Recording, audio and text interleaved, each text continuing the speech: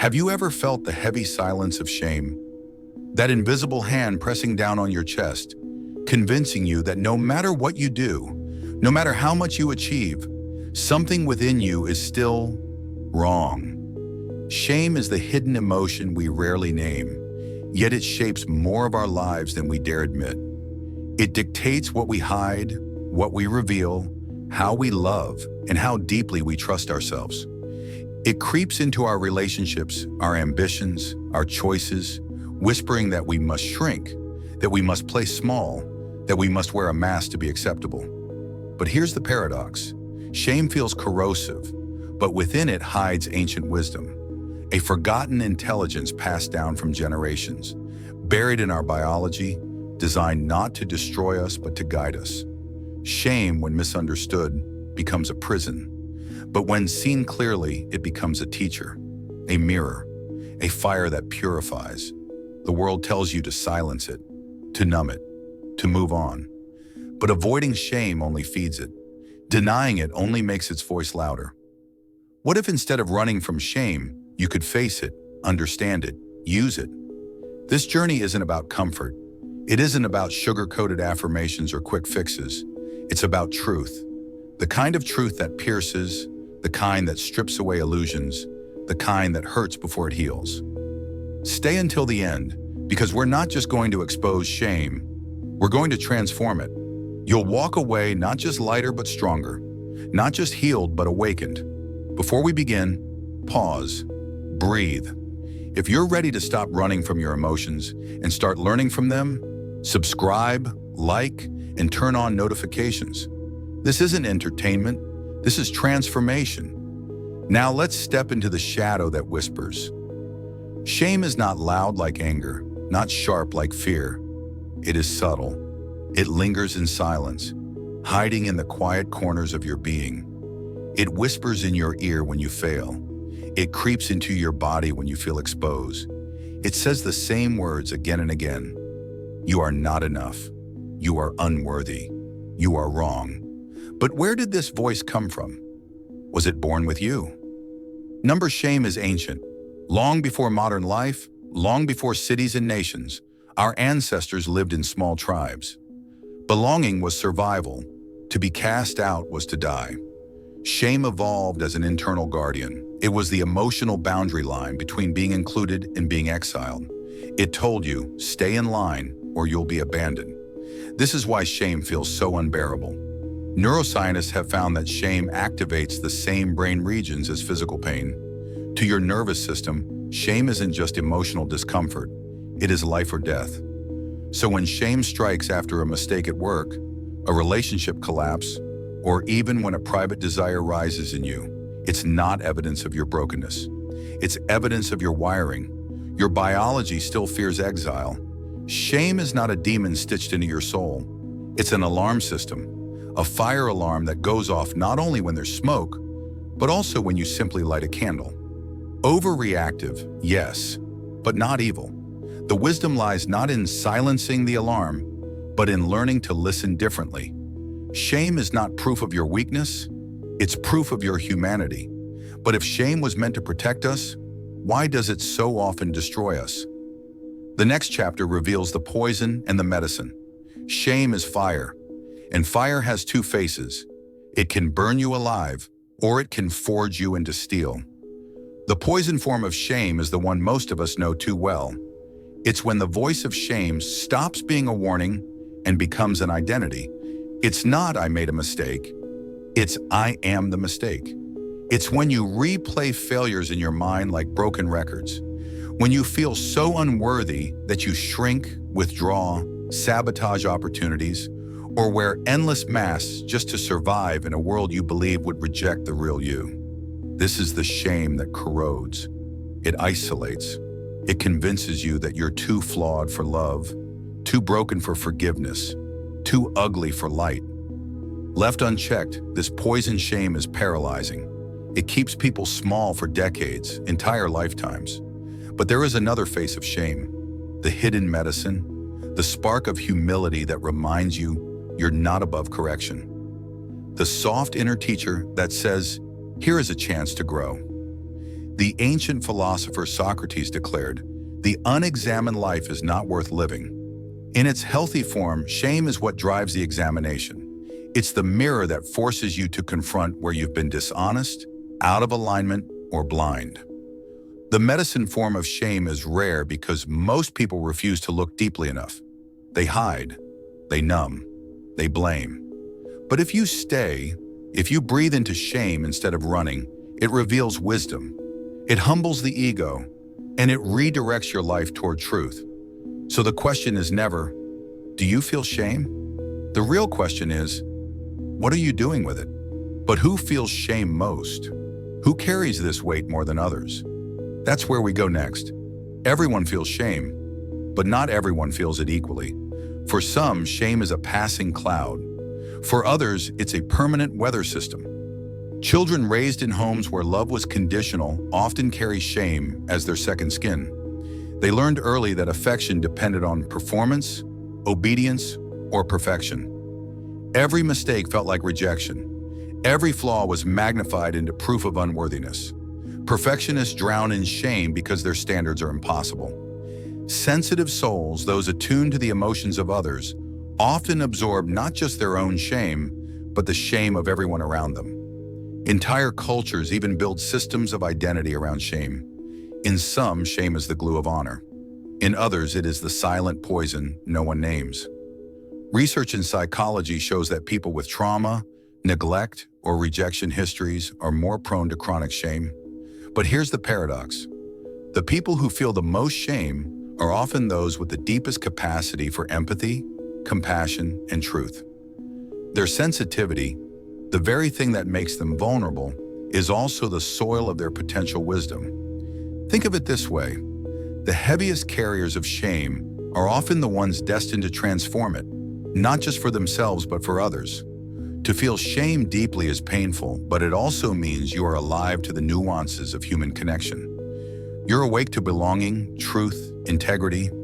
Shame may be crushing you now, but if you lean in, if you dare to face it, it may become the exact weight that forges you into who you were meant to be. But how? How do you face this fire instead of being consumed by it? That's the journey of the next chapter. Most of us spend our lives running from shame. We numb it with distraction, bury it under achievements, drown it in substances or silence. But what you resist doesn't disappear. It festers. It waits in the shadows, growing stronger with every attempt to deny it. The truth is simple but brutal. You cannot heal what you refuse to face. And shame thrives in secrecy. It grows in the darkness of avoidance. The moment you turn toward it with awareness, its power begins to weaken. Carl Jung once wrote, "One does not become enlightened by imagining figures of light, but by making the darkness conscious."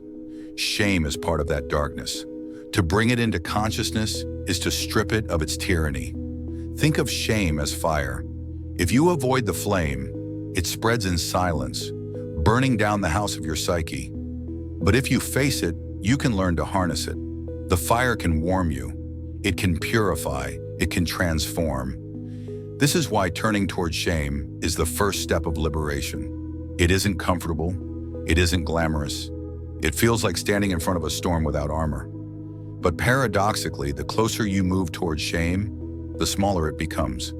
What once seemed like a monster reveals itself to be nothing more than a frightened child within you, begging to be acknowledged.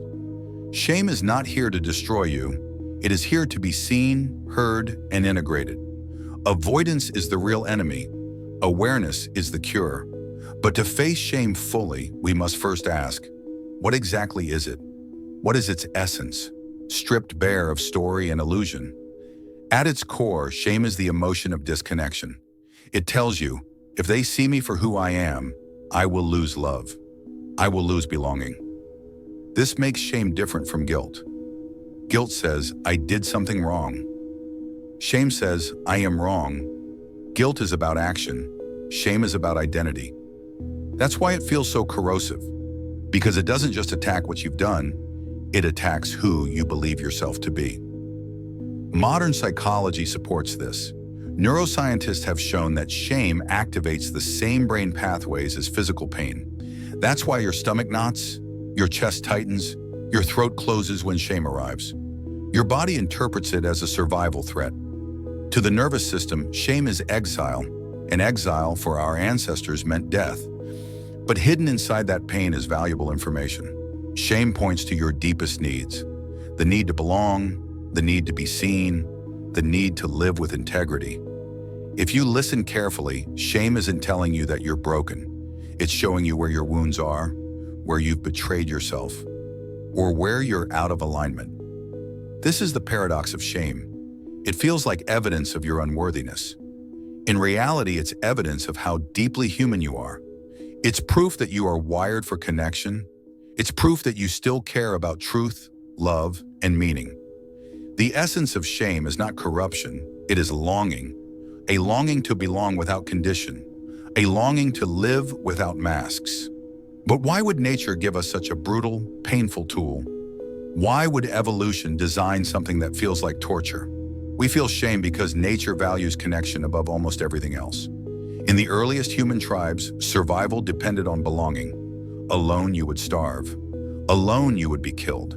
Together you thrived. Shame evolved as the invisible leash, keeping you aligned with the group. It punished behaviors that risked exile. It humbled the individual, reminding them they were part of something larger. This is why shame feels unbearable. It is a survival reflex.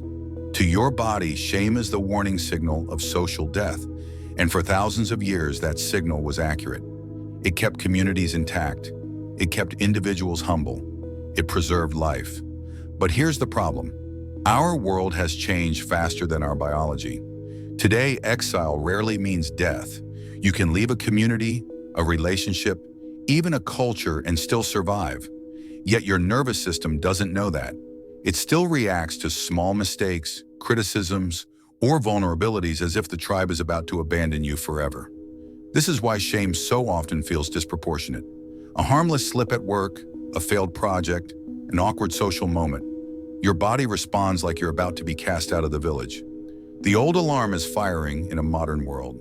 The challenge then is not to erase shame, but to update it, to retrain your mind and body to see the difference between real exile and imagined exile, between constructive correction and destructive self-attack.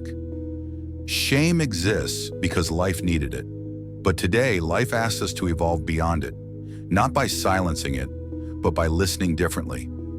So how do we take this raw survival emotion and turn it into strength? In the next chapter, we enter the alchemy of shame. If this is resonating, pause for a second. Like the video, it may seem small, but it tells me this message matters, and it helps this wisdom reach the people who need it most. Shame is raw material, heavy, toxic, like lead.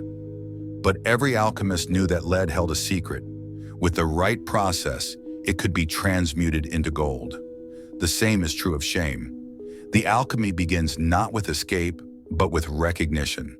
The moment you stop saying, "I am ashamed," and instead say, "I am experiencing shame," you shift.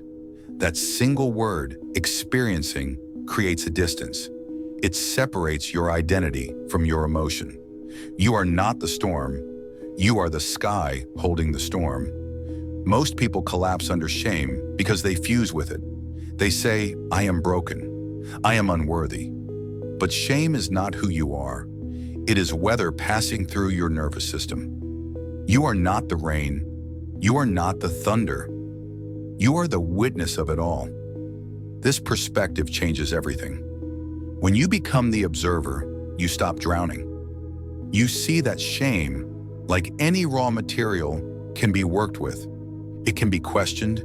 It can be softened. It can be turned into clarity, humility, compassion. The alchemy of shame requires patience. Fire transforms slowly. It requires trust that even the heaviest lead can hold gold inside it. So the next time shame grips you, pause, name it, separate from it. Whisper to yourself, "This is shame. It is moving through me, but it is not me." That is the first step in transmutation. That is the work of alchemy.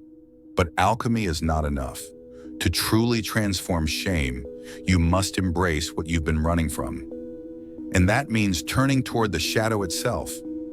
Shame survives by convincing you to exile parts of yourself. The vulnerable child, the wild desire, the mistake you swore to bury, the version of you that didn't meet expectations. These parts of you get locked in the basement of your psyche. Every time you feel shame, it is one of those parts banging on the door, begging to be let back in. But instead of opening the door, most people double lock it. They hide deeper. They run harder. They build masks, identities, careers, even relationships designed to protect them from the terror of exposure. The tragedy is this: what you exile does not disappear. It waits, it festers, and it leaks into your life in distorted ways. Addictions, sabotaged intimacy, anger without cause, emptiness without name. The work of healing is not to destroy these parts, but to embrace them. To turn toward the basement door and whisper, "I see you. You belong here too." This is not indulgence, it's integration. To embrace the shadow is to reclaim your wholeness. The shame you feel toward your flaws, your wounds, your secrets. That shame is the barrier between you and your full humanity. Imagine if you stopped running. Imagine if you let those exiled parts step into the light, trembling but free. Imagine realizing they were never monsters, only children left behind. When you embrace your shadow, shame loses its weapon. It has nothing left to accuse you of, because you've already welcomed the accused back home. But to open that door, to face what you've denied, you need something greater than comfort. You need courage. Where do we find it? Courage is not the absence of fear. Courage is fear walked through. And when it comes to shame, courage is everything. Shame tells you, hide. Courage whispers, reveal. Shame tells you, they will abandon you. Courage insists, show yourself anyway. The Stoic philosophers practice this daily. They expose themselves to judgment, ridicule, discomfort, so that shame would lose its grip. Epictetus taught, if you wish to improve, be content to be thought foolish and stupid. It's brutal advice, but it's freedom. Because shame feeds on secrecy, every act of courageous truth-telling starves it. When you admit a mistake instead of hiding it, when you voice a vulnerable truth instead of suppressing it, when you stand as you are, flaws and all, instead of performing a mask, that is courage. And courage is the antidote. Courage does not come from waiting until you feel ready. It comes from acting while unready. It comes from standing in the fire, shaking, and realizing the flames don't consume you. Every time you show up courageously, shame shrinks. Every time you expose yourself to the light, shame has fewer shadows to hide in. So the real question is not whether you will feel shame. You will. The question is, will you face it with courage, or will you hide until your life becomes smaller than your fear? The choice is yours. But what happens when you choose courage? What lies on the other side of shame's prison? The next chapter reveals the freedom beyond shame. What happens when you stop hiding? When you stop apologizing for existing? When you let shame's grip loosen, even just a little? The first thing you feel is space, breath, a sudden expansion, as if your lungs can finally draw air without the weight of 1,000 judgments pressing down. Freedom beyond shame is not perfection. It is not the absence of flaws. It is the radical acceptance of them. It is standing in your truth, scarred and imperfect, and saying, yes, this is me, and I am whole. When shame dissolves, you realize something profound. The things you believed disqualified you from love were the very things that make you human, the very things that connect you to others. Your so-called flaws become bridges, not walls. This freedom brings a new kind of strength. You stop negotiating your worth with the world. You stop living for approval. You stop shrinking to fit into boxes that were never meant for you. Freedom beyond shame is not loud, it is quiet. It is the silence of a heart no longer at war with itself. It is the calm of walking into a room and no longer rehearsing who you should be, but simply being. And when you live like this, you don't just liberate yourself, you give others permission to do the same. But how do we protect this freedom in a world addicted to judgment? Shame is not only personal, it is collective. It doesn't just live in your body, it lives between us, traded like currency in every society on earth. Governments, religions, and corporations have long understood this. They use shame to shape behavior. Marketing thrives on it.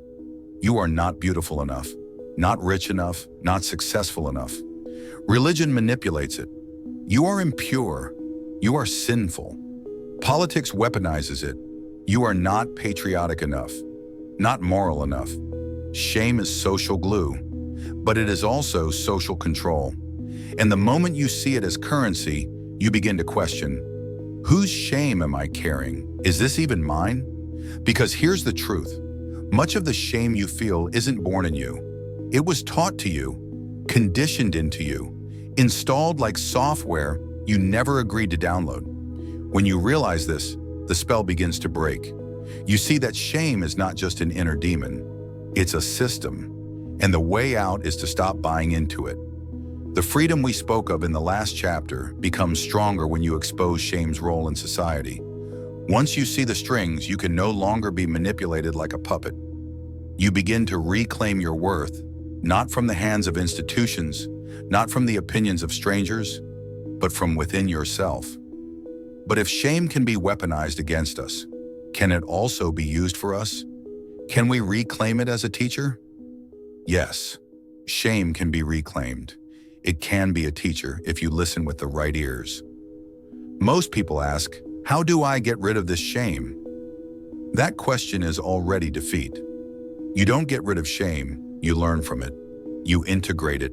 You make it part of your wisdom. Integration means asking different questions. Instead of, why am I cursed with this? Ask, what is this showing me? Instead of, how do I silence this? Ask, what is this trying to teach me?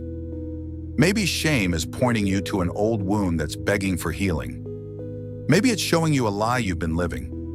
Maybe it's revealing a value you've betrayed. Shame is a mirror. You can either smash it and remain blind, or you can look into it and see the reflection that asks for transformation. When you integrate shame, it stops being a tyrant and becomes a guide. It no longer chains you to silence. It walks beside you as a compass, pointing you toward greater alignment with who you really are. Integration doesn't happen overnight. It is practice, awareness, a willingness to stand still in the fire without running. But when you do, shame transforms from the enemy you feared into the teacher you've needed. But what does integration look like step by step? How do we practically work with shame in daily life? That's what we'll uncover next. If this message is resonating with you, pause here, hit the like button so this wisdom reaches others still hiding in silence. And if you haven't already, subscribe. This isn't just a video, it's a journey, and you'll want to walk it with us until the end. You've spent years running from shame, hiding behind masks, building walls, pretending the fire wasn't there. But healing begins the moment you stop running.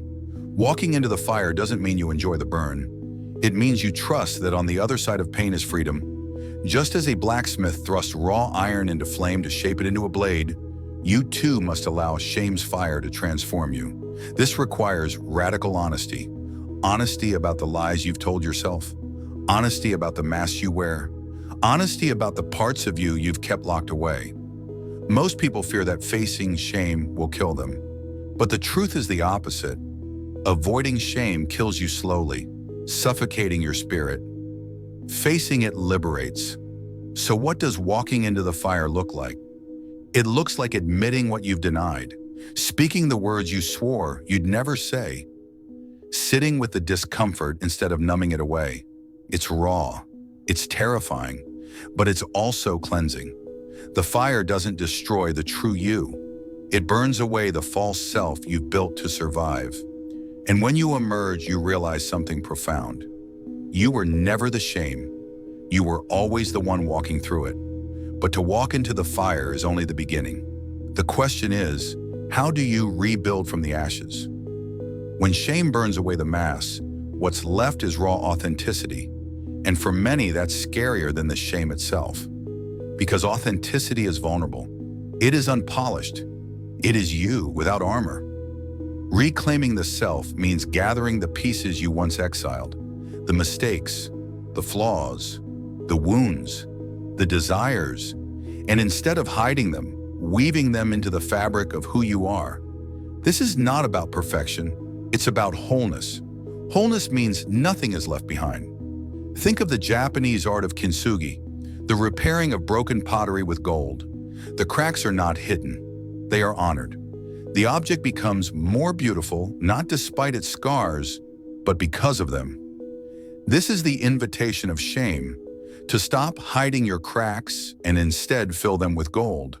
To stand in the truth that your brokenness is not a disqualification, it is your crown. Reclaiming the self is also reclaiming power, because the moment you stop apologizing for who you are, you become untouchable. Others can project shame, but it no longer sticks. You are whole, and from this wholeness, a new strength emerges. The strength to love without fear, to live without masks, to walk without needing validation from the outside world. Hook. But what does it look like to live this way? Not just in theory, but in the messy, everyday moments of real life? Living without shame's chains doesn't mean you never feel it again. It means when shame arrives, you don't bow to it. You meet it like an old visitor, firm, calm, unshaken. This new way of living is marked by freedom. You say what you mean without rehearsing 100 versions in your head. You take risks without paralyzing fear of judgment. You allow intimacy because you no longer believe you must be flawless to be loved. Living without chains means you move through the world differently. You stop seeing shame as proof of your failure and instead see it as a signal, data to decode, not chains to carry. This way of life creates resilience because shame will still knock. Society will still try to sell it to you. Old wounds will still echo, but now you have defenses. You know how to sit with it. You know how to listen without surrendering. You know how to turn its whispers into wisdom. This is the transformation shame offers. Not an escape from being human, but a deeper embodiment of it. You become untouchable not because the world changes, but because you do. And from here, life begins to feel different. Calmer, stronger, freer. But theory isn't enough. To anchor this transformation, you need tools. Practical ways to turn shame into strength every single day. That's what we'll explore in the final chapter. We've traveled deep into the shadow. We've seen shame for what it is. Not a curse, but a teacher. Not an enemy, but a mirror. And now the question remains, how do you live this truth? How do you carry this wisdom into the chaos of daily life? Into your relationships, your work, your quiet moments of solitude? Theory inspires, but practice transforms. If you do not anchor this journey into real habits, shame will slip back into the driver's seat, dictating your choices in silence. The way forward is not avoidance, not suppression, but integration. That means giving yourself daily tools, anchors you can return to whenever shame whispers in your ear. Think of shame as a visitor. You can't stop it from knocking on your door, but you can decide how you greet it. Do you let it storm through your home unchecked? Or do you invite it to sit at the table, listen to what it has to say, and then send it on its way? Here are 10 practices, 10 tools you can use right now to turn shame from a chain into a compass. 1. Name it out loud. Say, I am experiencing shame. Naming it creates distance. You shift from being the emotion to witnessing it. This single step weakens its grip. 2. Breathe into the body, notice where shame lives. Your chest, stomach, throat. Breathe into that place. Bringing awareness to the body interrupts the spiral of self-attack. Third, shift from I am to I did. Replace I am bad with I did something misaligned. This moves you from identity to behavior, a subtle but life-changing shift. 4. Share in safe spaces. Shame thrives in secrecy. Speak it aloud to someone trustworthy. Exposure dissolves its power. 5. Reframe as data ask. What is this shame pointing to? Is it a value? A wound? A need? Treat shame as information, not identity. 6. Practice radical self-compassion. Place your hand on your heart. Say, I am human. I am allowed to be imperfect. Compassion disarms shame's harshest lies. 7. Journal the story. Write out what triggered the shame, then write a new interpretation. Journaling moves emotion from chaos to clarity. 8. Practice small acts of courage. Deliberately do small things that risk judgment. Wear something bold, admit a mistake, share an unpopular truth. Exposure therapy builds resilience. 9. Revisit core beliefs. Ask yourself, whose shame is this? Often it belongs to parents, culture, or systems, not you. Release what isn't yours. 10th, turn it into creation channel. Shame's energy into art, writing, music, or service. Transformation happens when pain becomes expression. This is the hidden intelligence in shame. It is not here to chain you. It is here to awaken you. It forces you to see where you've been lying, where you've been hiding, where you've been disconnected. And if you face it, if you integrate it, it becomes a compass that points you back to wholeness. Shame is not proof that you are broken. It is proof that you are alive, that you are wired for connection, that you still care about truth, love, and meaning. The same fire that once burned you can be the very fire that forges you. So the next time shame whispers in your ear, remember you have a choice. You can let it define you, or you can let it refine you. You can let it cage you, or you can let it carve you into something freer, deeper, truer. The journey doesn't end here. This is not a one-time revelation. This is a practice, a way of living, a path you walk every day. Choose courage, choose compassion, choose truth, and watch how shame, once your prison, becomes your teacher. If this journey spoke to you, don't leave it here. Subscribe, share this message, and let's spread this light. There are millions still drowning in silence, waiting for the permission you now hold. You are not your shame. You never were. You are the sky, wide and unbroken. Shame is only the weather passing through.